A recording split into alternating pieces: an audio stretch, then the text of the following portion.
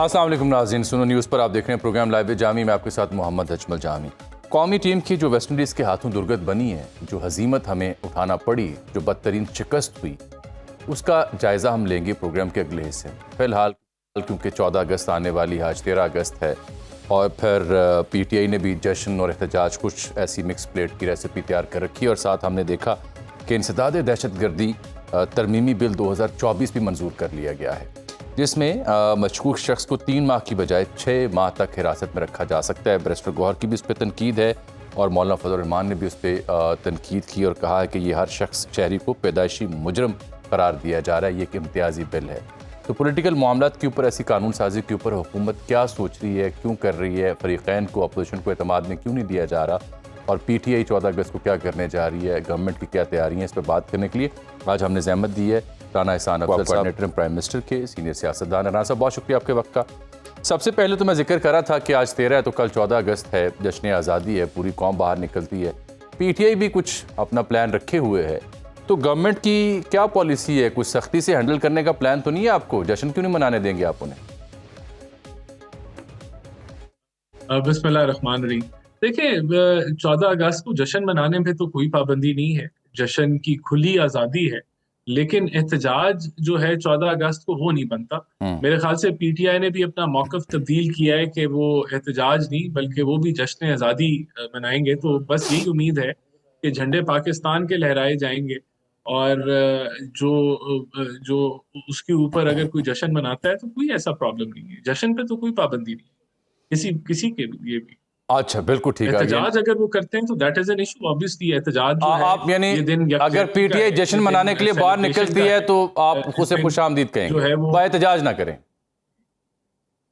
जी, मैं अर्ज कर रहा हूं कि अगर PTI बाहर जश्न मनाने के लिए निकलती है तो आप खुशामदीद कहेंगे, एहतजाज बस ना वो करें, ये मसला है। नहीं, मसला कोई नहीं है। मसला जो है वो ये है कि 14 अगस्त जश्न का दिन है। इस दिन आप सेलिब्रेट करते हैं, अपनी इंडिपेंडेंस को सेलिब्रेट करते हैं। इसके अंदर आप जो है तकसीम का दिन नहीं है, ये पार्टीज का दिन नहीं है, ये यकजहती का, पाकिस्तानी होने का दिन है। तो अगर इस तरह की सेलिब्रेशन हुई तो किसी को कोई रुकावट नहीं है। अच्छा किसी पाकिस्तानी। राना साहब, ये जो इंसदाद दहशतगर्दी तरमीमी बिल है 2024, इसका मैं जिक्र भी कर, ये क्या जरूरत ऐसी पड़ गई कि 3 माह की बजाय 6 माह तक हिरासत में रखा जाए किसी शख्स को, जिसके ऊपर मौलाना भी बोल रहे हैं, बैरिस्टर गौहर भी बोल रहे हैं?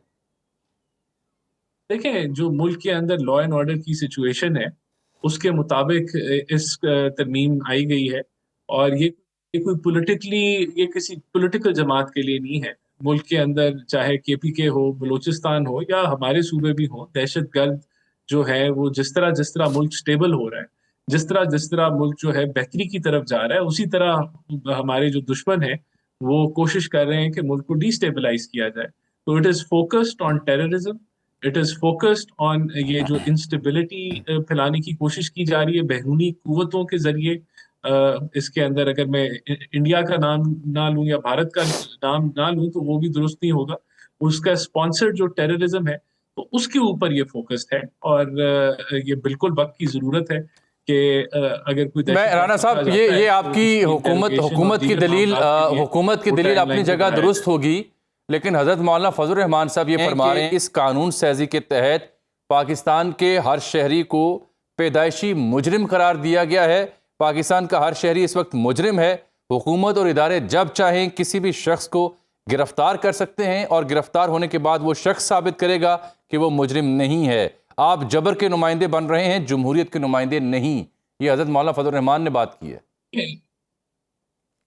देखें, बिल्कुल आप इसको सियासी ट्विस्ट तो जो मर्जी, टेरर सस्पेक्ट्स होंगे और टेरर सस्पेक्ट सियासतदान नहीं होते, ना सियासी वर्कर होते हैं। टेरर सस्पेक्ट्स के लिए बहुत ज्यादा लवाजमात जो है वो आपको पूरे करने पड़ते हैं। It is specifically for terrorism.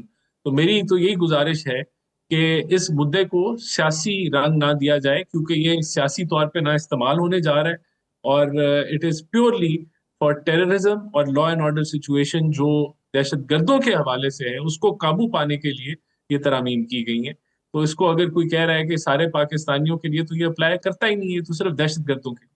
Rana साहब, ये हज़रत मौलाना इस्लामाबाद में जो मसाजिद का मामला है उसके ऊपर भी बात कर रहे हैं और वो गवर्नमेंट को खासी तनकीद का निशाना बना रहे हैं और वो कहते हैं 50 मसाजिद की लिस्ट तैयार की गई है, एक भी ईंट हिला के दिखाएं फिर मेरा नाम फजल रहमान नहीं। ये तो बड़ा हसास मामला है हजरत, ये क्या कर रहे हैं आप? देखें, ये एक मुस्लिम मेजॉरिटी मुल्क है और हम सब मुसलमान हैं। अल्हम्दुलिल्लाह। हाँ। और कोई भी जो है गलत तरीके से किसी भी मस्जिद को शहीद नहीं करेगा। और ये गलत प्रोपेगेंडा किया जा रहा है कि 50 मस्जिदों की लिस्ट है। बहरहाल अच्छा। इसके ऊपर कमेटी जो है वो बन चुकी है। इसके ऊपर हदायत आ चुकी है प्राइम मिनिस्टर से कि जितने भी स्टेक होल्डर्स हैं उनके साथ बैठ के अगर कोई कंफ्यूजन है उसको क्लैरिफाई किया जाए। शिफ्ट की गई है और उसकी जगह मुतबादिल मदरसा बनाया गया है। तो इस तरह के मामलात को फिर जो हसास नौयत के बिल्कुल बन जाते हैं, क्योंकि मजहब के ऊपर सब जज्बाती होते हैं। लेकिन रेस्ट एश्योर्ड कि कोई भी ऐसा मजहब जो है वो काम नहीं किया जाएगा जो गलत होगा, और हुकूमत जो है वो इनको स्टेक होल्डर्स के साथ बैठ के जो है वो आगे बढ़ेगी इस मामले में। तो राना साहब, बेहतर ना होता कि ये जो अब देखें ना, ये हसास मामला है, जज्बाती मामला है, लोगों की मजहबी जो अकीदत है उसका मामला है, तो बेहतर ना होता इस मामले पे गवर्नमेंट अपोजिशन जमातों को बिलखुसूस मजहबी रहनुमाओं बोर्ड लेती, ताकि ये आज वजाहत ना करनी पड़ती और बेचैनी ना फैलती मुल्क भर में। इस हवाले से आपको पता है अफवाहें भी गर्दिश की, फिर कुछ रियलिटीज़ भी थी, तो ये बेहतर ना होता?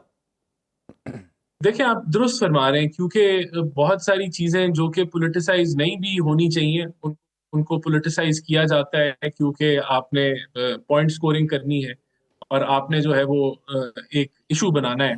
तो ये आप दुरुस्त फरमा रहे हैं कि अगर पहले ही ये स्टेक होल्डर कंसल्टेशन कर ली जाती और जितने भी लोग जो मौलाना हजरात हैं जो अभी आवाजें उठा रहे हैं उनसे बातचीत करके इस मामले को आगे लेके जाया जाता तो वो बेहतर था। मैं एग्री करता हूँ। लेकिन अभी भी हुकूमत जो है कोई ऐसा काम नहीं करेगी जिसमें किसी के भी जो है वो जज्बात मजरूह हो। जो जेन्युइन अगर है कंसर्न्स तो उनको हम बिल्कुल दूर करेंगे, और कोई ये इसके ऊपर काम आगे नहीं बढ़ेगा जब तक सब लोग सेटिस्फाइड नहीं होते।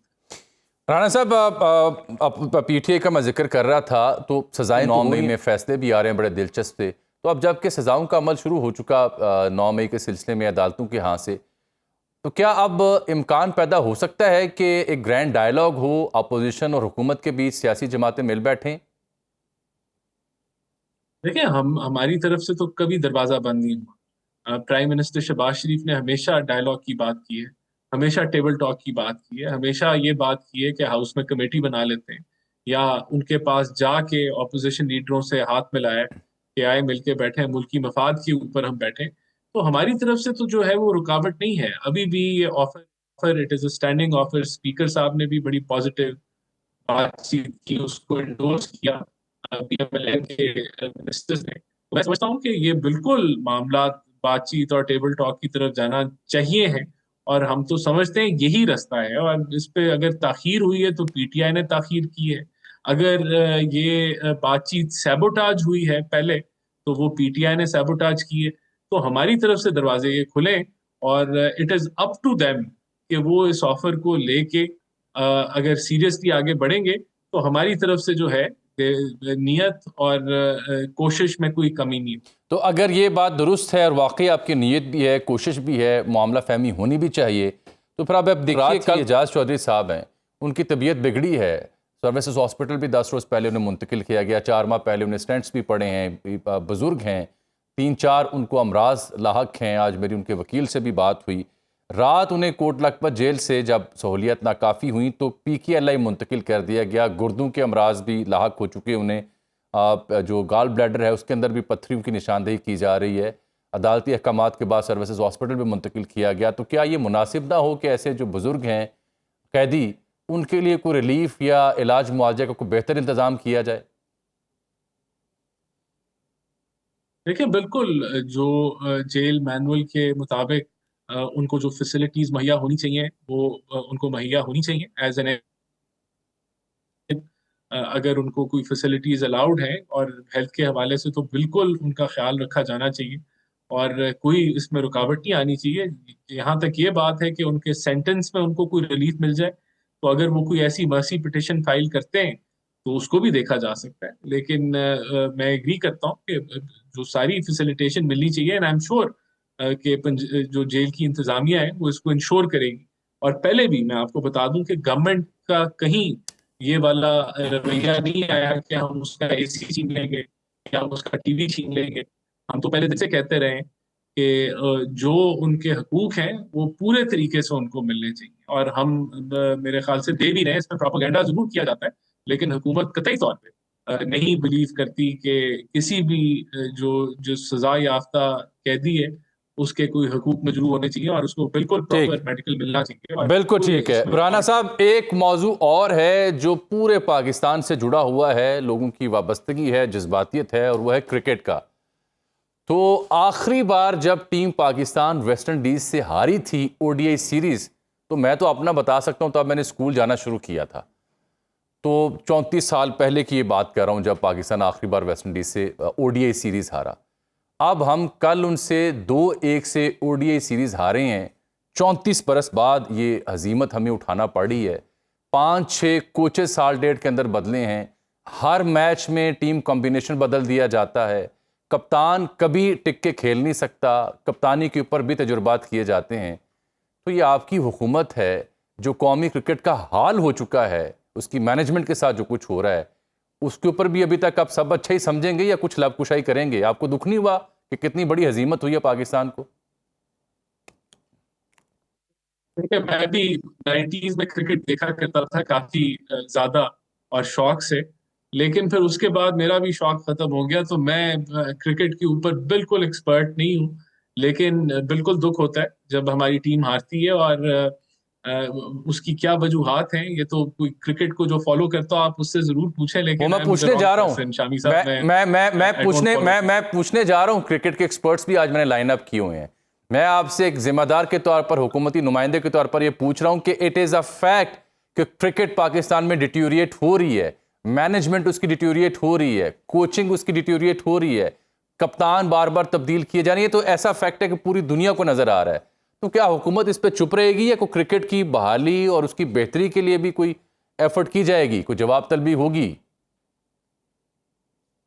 देखिए, पाकिस्तान क्रिकेट बोर्ड जो है इंडिपेंडेंट अदारा है, और उसके अंदर मैं नहीं समझता कि हुकूमती लेवल के ऊपर कोई इंटरफेरेंस होती है। उनके जो चेयरमैन है और जो दीगर जो उनका जो डिपार्टमेंट है, उनको डेफिनेटली इस पे गौर करना चाहिए कि अगर कोई कंसिस्टेंसी का इशू है या कंटिन्यूटी का इशू है, और जो बहुत जल्द जो तब्दीलियां आती हैं उससे नुकसान होता है। लेकिन then again I think it is यानी कि इसके ऊपर जरूर कोई जो है वो बातचीत होनी चाहिए। लेकिन I am the wrong person for it. Once again, मैं आई डोंट फॉलो क्रिकेट।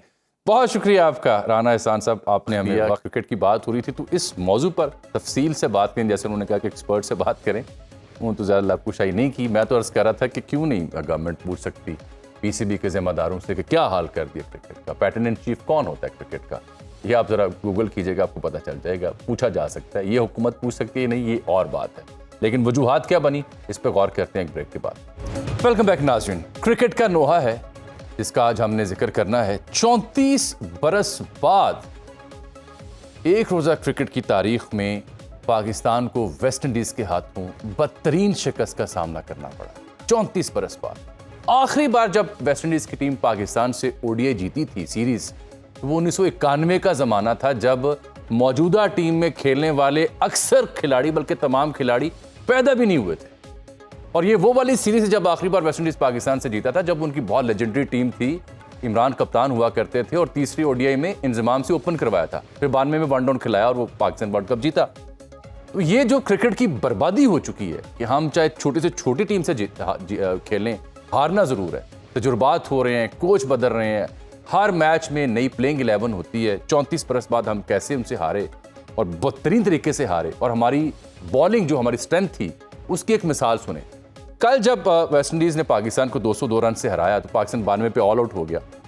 तो कल जब वेस्ट इंडीज़ बैटिंग कर रहा था तो 8.1 ओवर्स में 110 रन बने, जब शाय होप और ग्रीवस वहाँ पे मौजूद थे विकेट के ऊपर, और सेकंड हाईएस्ट उन्होंने स्कोर मारा आखिरी ओवर्स में, और 7 तक टोटल अपना खड़ा किया। मिर्ज़ा इकबाल बेग साहब हमारे प्रोग्राम में जब भी क्रिकेट की बात होती है तो हम उन्हें ज़हमत देते हैं। नंबर 3 क्रिकेट एक्सपर्ट हैं और एक कंप्यूटर हैं क्रिकेट के डाटा के हवाले से। मिर्ज़ा साहब, बहुत ज़्यादा तफसीलात हैं इस सीरीज़ के हारने के ऊपर, फैक्ट एंड फिगर, और जितनी हमारी एम्बैरेसमेंट हुई। ये कहां से कहां पहुंची है ओडीआई टीम हुजूर? क्या वजह बनी है, ये कुछ तो बयान कीजिए। और कैसे हारे हम? बहुत बहुत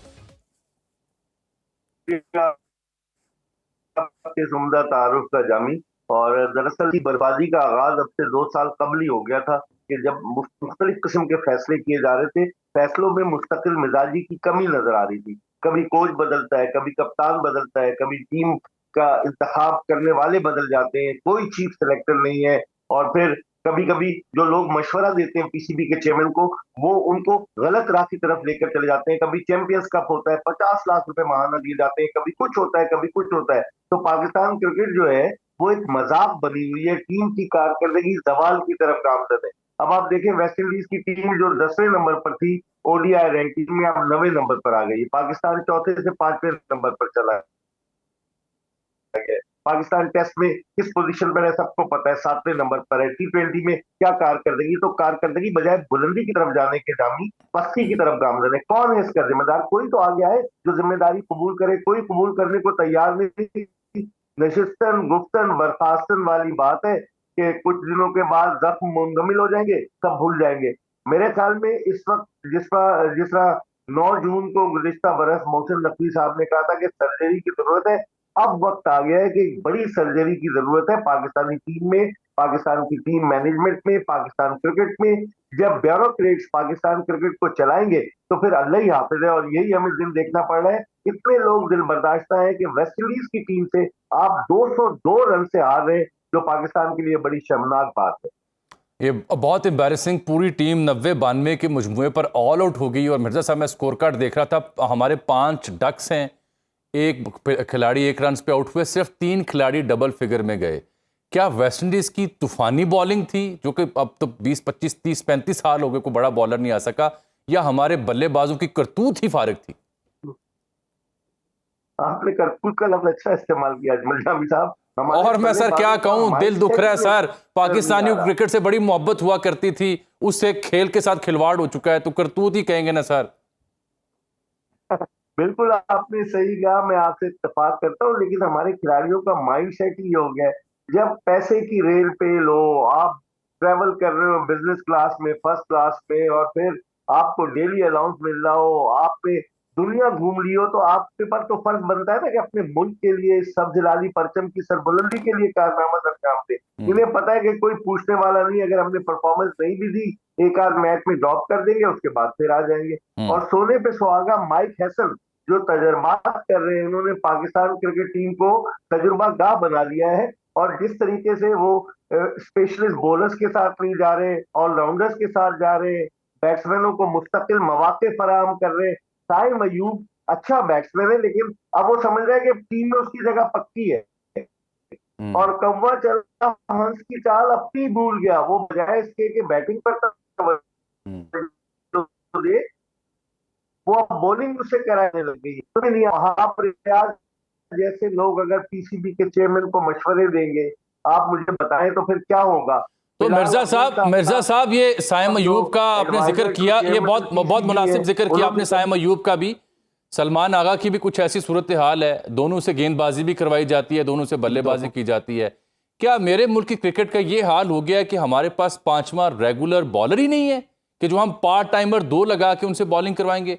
और बॉलिंग का ये हाल है जो मैंने आपको बताया कि 8 ओवर्स में 110 रन कंसीड किए। वाकई मेरे मुल्क में जो बॉलिंग जिसकी पहचान थी वो खत्म हो चुकी है, या है तो उसे मौका नहीं दिया जा रहा? है, उसे मौका नहीं दिया जा रहा। नेपोटिज्म, फेवरेटिज्म की बुनियाद पर जब टीम का इंतखाब अमल में आएगा, जामी इस टीम को तो लोग कह रहे हैं ये पाकिस्तान की टीम कम, इस्लामाबाद यूनाइटेड की टीम ज्यादा नजर आती है, क्योंकि इसमें बाज खिलाड़ी ऐसे जो माजी में इस्लामाबाद यूनाइटेड का हिस्सा रहे, बाज खिलाड़ी ऐसे हैं जो मौजूदा दौर में इस टीम का हिस्सा रहे। तो और फिर डोमिनेट कौन कर रहा है? हेड कोच माइक हैसन, जो इस्लामाबाद यूनाइटेड का हेड कोच है, हनीफ मलिक जो बैटिंग कोच है इस्लामाबाद यूनाइटेड का।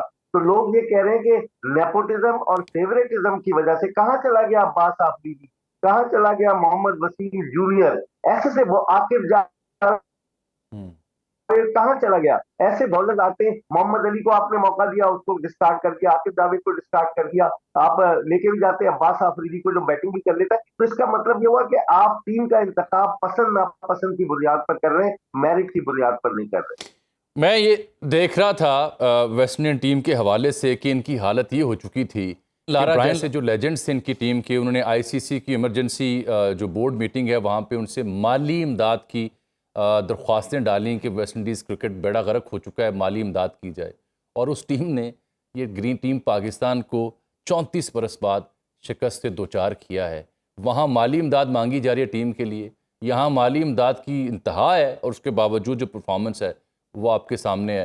मिर्ज़ा साहब, your last few comments sir, मेरे पास तो कुछ पूछने को नहीं रह गया। हम माली इमदाद के बजाय ये गैरी इमदाद का इन्हिसार कर रहे हैं, बजाय इसके कि ये क्रिकेट के मैदान पर अपनी सलाहियतों के जौहर दिखाए।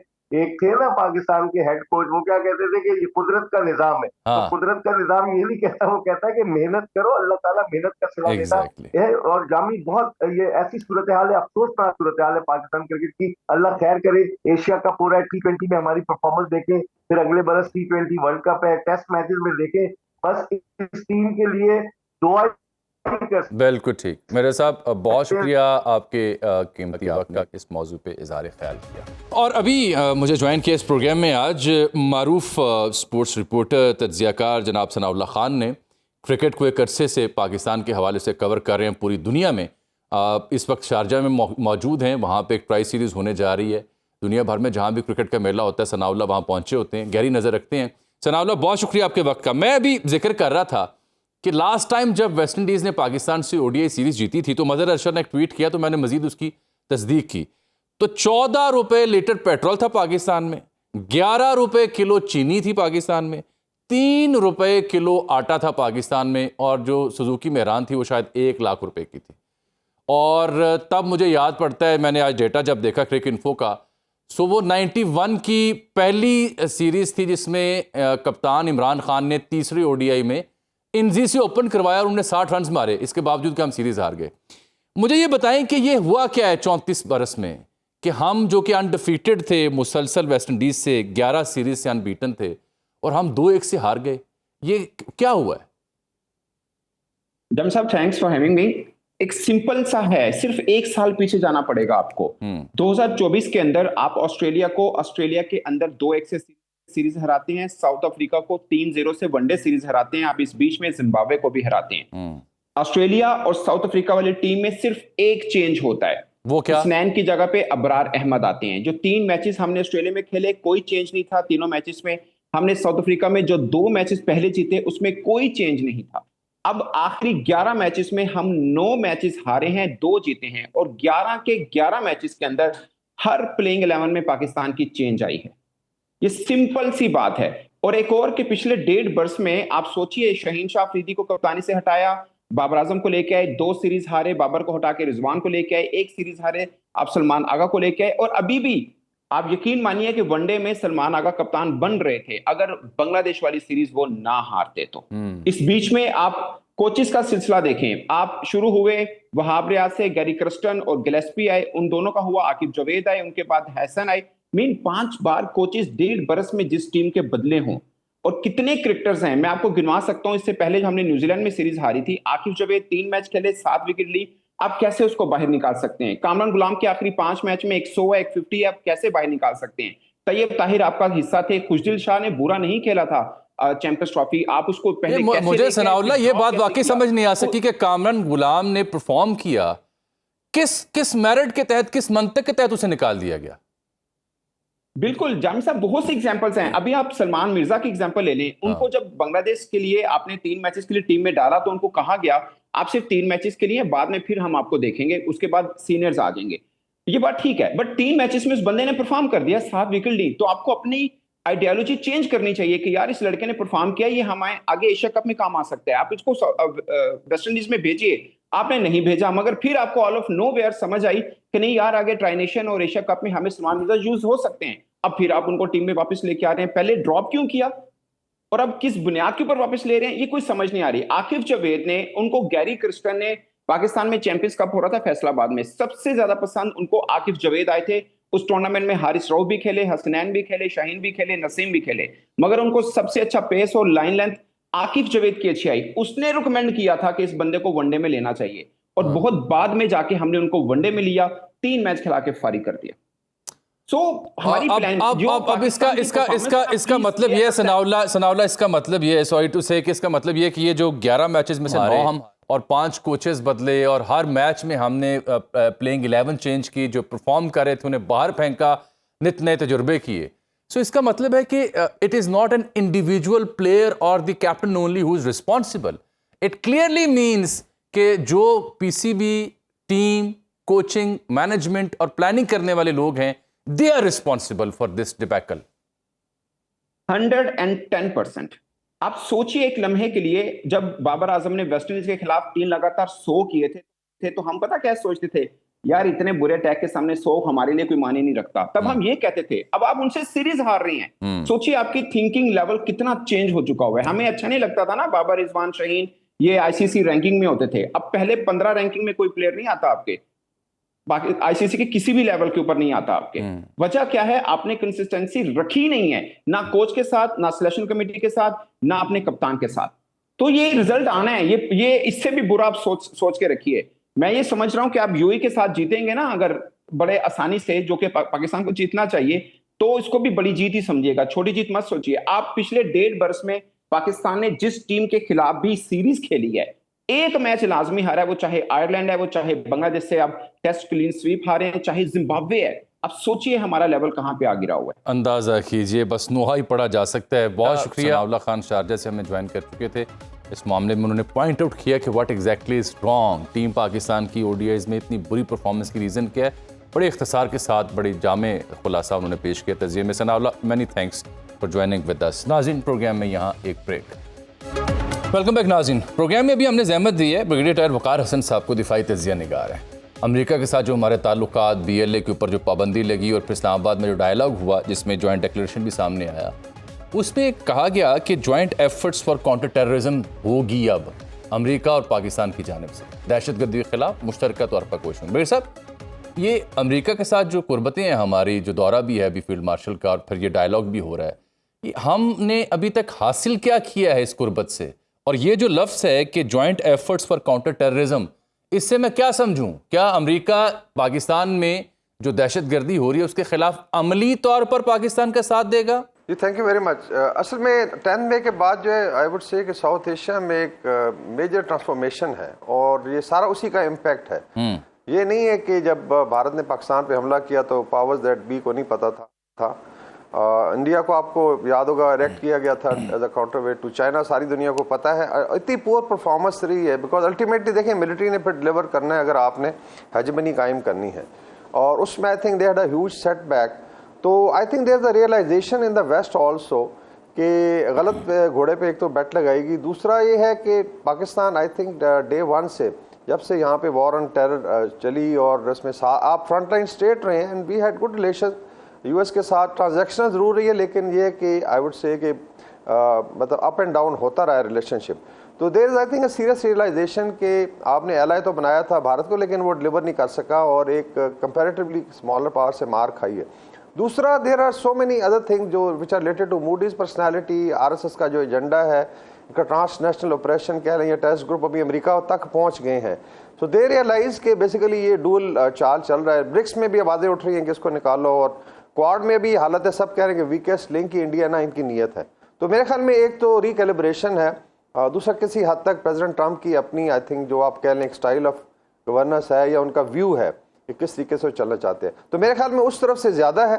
Let's say Americans have realised कि दे आर गोइंग टू अब मैं दोबारा आपसे अर्ज करना चाह रहा हूं कि ठीक है, कलअदम BLA के ऊपर, मजीद ब्रिगेड के ऊपर भी स्टेट डिपार्टमेंट की स्टेटमेंट आ गई, आपने देखा होगा, उन्हें उनके ऊपर पाबंदी लगाई गई, कलअदम करार दिया गया। लेकिन जो joint effort for counter terrorism है, उससे मैं क्या समझूं कि अमली तौर पर अमेरिका पाकिस्तान की मदद करेगा अब दहशतगर्दी से निपटने के लिए, या ये सिर्फ इखलाकी और सिफारती सतह पर बस कलअदम ही करार देना था एक तंजीम को? नहीं, देखिए उसकी बड़ी इम्प्लीकेशंस हैं। उसका ये है कि इसकी डेफिनेटली फाइनेंसिंग है। फिर अगर आप देखें BLA हो या मजीद ब्रिगेड है या जितने भी सब नेशनलिस्ट लीडर कहाँ बैठे हुए हैं, somebody sitting in European union में है, UK में है, अमेरिका में, वो अवॉइड करते हैं। तो they have been operating from America की जानिब से भेड़ साहब, अमेरिका की जानिब से इन पाबंदियों का असर क्या अब यूरोपीय यूनियन के ममालिक पर भी होगा जहां पे इन दहशतगर्दों के बड़ों ने पनाह ले रखी है? जी 100%। देखिए उसमें यही तो इसका इम्पैक्ट आएगा कि अगर आप लीडरशिप है या उसकी लेट्स से कोई फाइनेंशियल सपोर्ट है, देखें ना FATF वगैरह क्या देखता है, टेरर फाइनेंसिंग है, तो वहां पे अगर चैनल्स हैं, फिर इस तरह इवन मिडिल ईस्ट पे प्रेशर आ सकता है, सम ऑफ द लीडरशिप काफी सारा पैसा वहां से फनल होके आता है। ज्यादा प्रेशर भारत पे आएगा जहां से सारा आई थिंक ये कारोबार चल रहा था, या अभी मोसाद उसको अगर ओन करना चाहती है, तो एक आई थिंक बहुत बड़ा रिलीफ होगा।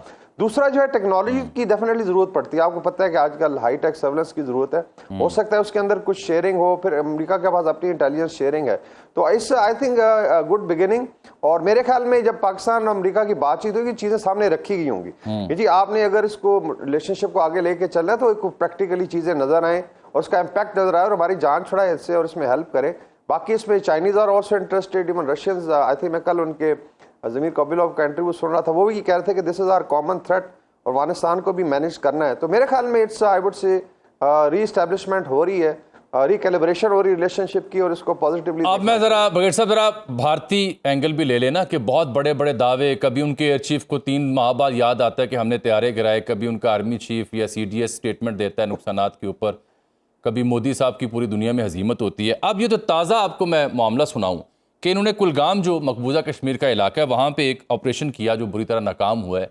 मीडिया सर्विस ने रिपोर्ट जारी किया कि 12 रोज तक जारी रहने वाले ऑपरेशन में भूख प्यास से भारतीय फौज मिट्टी खाने पर मजबूर हो गए। वहाँ पर ये ऑपरेशन इनके दरमियान बुरी तरह से नाकाम हुआ। इसमें ड्रोन्स भी नकारा साबित हुए, हेलीकॉप्टर्स का लॉस भी हुआ, कर्नल समेत फौज के 14 एहलकार वहाँ मारे गए और इसमें इन्हें पसपाई इख्तियार करनी पड़ी है कश्मीर मीडिया सर्विस के मुताबिक। और एक भारतीय फौजी ने अपने आखिरी पैगाम में कहा कि 5 दिन से खाने पीने को भी कुछ नहीं है, फौज मिट्टी खाकर जिंदा रह रही है।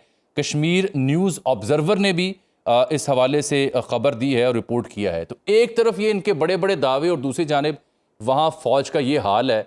ये मोदी सरकार भारतीय फौज के साथ क्या कर रही है?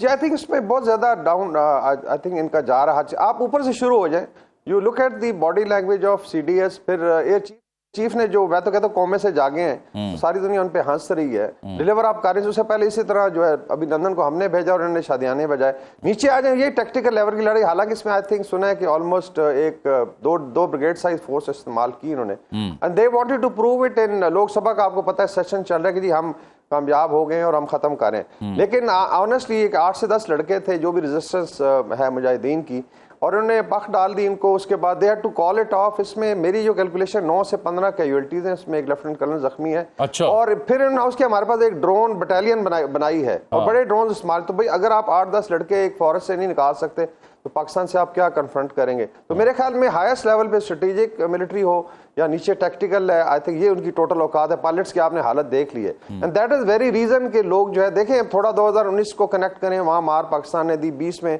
चाइना ने 4,500 स्क्वायर किलोमीटर ले लिया, अभी हमने ठुकाई कर दी है। तो अभी आप खुद देखिए फिर मिलिट्री की दुर्गत बन रही है, this is there state of affair, बड़े बुरे हालात हैं। फिर आपने लॉजिस्टिक्स की बात की, सॉरी टू से पहले गोबर शोबर खा लेते थे, अभी जो है चलो मिट्टी खाने में मजबूर हैं। क्वाइट अनफॉर्चुनेट कि एक प्रोफेशनल फोर्स के साथ मोदी सरकार ने ये हाल कर दी कि वो आप बता रहे हैं कि जी ये सूरत हाल है। कश्मीर मीडिया सर्विस ने भी उसके ऊपर रिपोर्ट जारी की है, 2-4 और लोगों ने भी। और कर्नल साहब बता रहे थे कि ये 8-10 लोग थे वहाँ पे जो रेजिस्टेंस के नाम पर खड़े हुए, तो उनको अगर भारतीय फ़ौज जंगलों से नहीं निकाल सके ब्रिगेड साहब के बकौल, तो ये पाकिस्तान से क्या अब मुकाबला करेंगी? हजीमत का इन्हें सामना है। डू यू थिंक ब्रिगेड साहब कि ये इस हजीमत को मिटाने के लिए इंडिया दोबारा अटैक कर सकता है पाकिस्तान के ऊपर? अच्छा, ये बड़ा आई थिंक थोड़ा सा टाइम दे, ये दिस इज आई थिंक आजकल बहुत ज्यादा पूछा जा रहा है सवाल। देखिए जब ये सीज फायर और दूसरा war is a very serious business, मैं तो कहता हूँ 4 दिन की लड़ाई थी, वॉर ही थी, और उसमें then there are international guarantor. देखें अभी ट्रम्प साहब इसलिए नाराज है। Then there was kingdom of Saudi Arabia है, टर्की है, शायद चाइना की भी थी कि ठीक है जब सीज फायर हुआ है तो क्या Bharat is going to play with it कि जी हम हर 2-3 महीने बाद ये तमाशा करेंगे। फिर उसके अलावा जो है पाकिस्तान का आप देख रहे हैं जो नेक्स्ट आई थिंक, बल्कि मैं आई थिंक पिछले 1 हफ्ते से जा रहा हूँ भारतीय मीडिया पे, आई टोल्ड देम, जो आई थिंक ISPR की तरफ से भी मैसेज था कि we are not preparing for next round. भाई हम अभी हम वी हैव लेफ्ट इट, जो है 10 मई तक का काम है, पीछे रह गया, अगली लड़ाई की तैयारी। We are going to start from eastern seaboard, Andaman island और वेस्ट बंगाल से स्टार्ट करेंगे, मे बी विस्पेयर पंजाब और गुजरात और राजस्थान पे आगे खत्म होगी लड़ाई। So that is the capability. जिंदाबाद जिंदाबाद ब्रिगेड साहब, बहुत शुक्रिया आपके कीमती वक्त का। नाज़रीन ये तो बड़ा दिलचस्प था। आज के लिए इतनी, मुलाकात कल। अल्लाह हाफिज।